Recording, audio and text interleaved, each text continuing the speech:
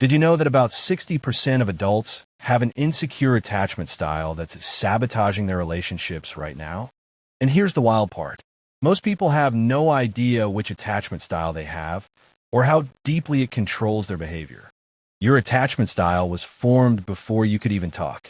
Between birth and age 3, your brain created a blueprint for every relationship you'd ever have.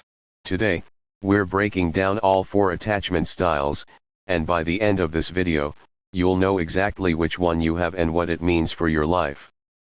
Trust me, this changes everything once you see it. Attachment theory started back in the 1950s with a psychologist named John Bowlby.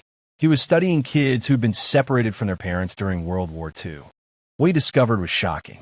The way your primary caregiver responded to you as a baby literally wired your brain to expect certain patterns in all future relationships. In the 1970s, researcher Mary Ainsworth created the famous strange situation experiment. She observed how babies reacted when their mothers left the room and then came back. Some babies were chill. Some lost their minds. Some ignored their mom completely when she returned. And some did, both at the same time. Fast forward to 2026, and we now know these patterns don't just disappear. They follow you into adulthood. Research shows your attachment style influences who you date, how you handle conflict, whether you trust people, and even your physical health. Here's the good news. Only about 40% of people have an insecure attachment style that causes major problems. Let's start with the gold standard. Secure attachment. These are the people who make relationships look effortless. Securely attached people trust easily, but not naively. They're comfortable with intimacy, but don't lose themselves in relationships. They can depend on others without becoming dependent. When conflict happens, they don't run away or blow up. They talk it through like adults. While concept, I know, these people had caregivers who were consistently responsive. Not perfect, but reliable. When baby cried, someone came. When baby needed comfort, someone provided it. As adults, they're the ones who can text you back in a reasonable time without spiraling. They can give you space without assuming you hate them. About 50% of people are securely attached. If this sounds boring, that's because healthy relationships are supposed to feel stable, not like an emotional roller coaster. Now let's talk about anxious attachment. About 20% of adults fall into this category, and it's exhausting for everyone involved. Anxiously attached people crave intimacy, but are terrified of abandonment. They need constant reassurance that you're not leaving them. If you don't text back within 30 minutes, they've already written 3 different breakup scenarios in their head, all of them end tragically. These people had inconsistent caregivers. Sometimes mom was there, sometimes she wasn't. The baby never knew what to expect, so their nervous system stayed on high alert.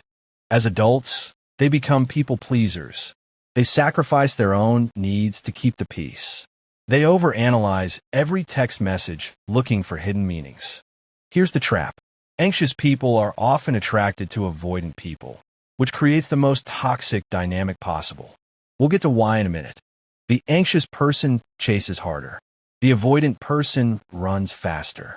And both people think the other one is the problem. Speaking of avoidance, let's dive into avoidant attachment. Another 20% of adults fit this profile. Avoidant people value independence above everything. They're uncomfortable with emotional intimacy. They need lots of space and alone time. When someone gets too close, they pull away. They ghost people. They sabotage relationships right when things start getting serious. These people had caregivers who were emotionally unavailable or dismissive. When baby cried, they were told to toughen up. Emotions were seen as weakness. So they learned to shut down their feelings and rely only on themselves. Connection became threatening instead of comforting. As adults, they're the ones who say they don't need anyone. They pride themselves on being low maintenance. They think emotions are irrational and illogical. But here's what they won't tell you. Deep down, they're just as scared of abandonment as anxious people. They just handle it by leaving first. Avoidants gravitate toward anxious partners because the anxiety validates their belief that people are needy and suffocating. It's a self-fulfilling prophecy. Now we get to the most challenging style. Fearful avoidant attachment, also called disorganized. About 10% of people have this one. These people are a combination of anxious and avoidant. They desperately want connection, but are terrified of it at the same time. They push you away when you get close. Then they panic when you actually leave and pull you back. It's emotional whiplash for everyone. Fearful avoidants usually experience trauma or abuse in childhood. Their caregiver was both the source of comfort and the source of fear. That's a brain-breaking paradox for a baby. They grew up believing relationships are dangerous but also necessary. So they oscillate between the two extremes, never finding peace. These folks often have the most explosive relationships. High passion, high drama, high stakes. Everything feels life or death. But with therapy and self-awareness, fearful avoidance can heal. It just takes more work than the other styles. So what do you do with this information? First, figure out which style you have. Be brutally honest with yourself. Second, understand that your attachment style isn't your destiny. Research shows about 30% of people change their style over time with the right experiences and support. Third, if you're insecurely attached, consider therapy. Specifically, look for therapists trained in attachment-based approaches. They can help rewire those old patterns. Fourth, choose partners wisely. If you're anxious, dating an avoidant will destroy you.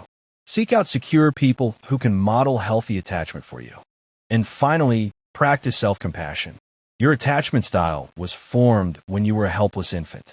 You didn't choose this, but you can choose what you do about it now. If this video helped you understand yourself better, hit that like button and subscribe. We post new psychology content every single day to help you make sense of the human mind. Your attachment style shaped your past, but it doesn't have to control your future. Understanding the pattern is the first step to breaking free from it.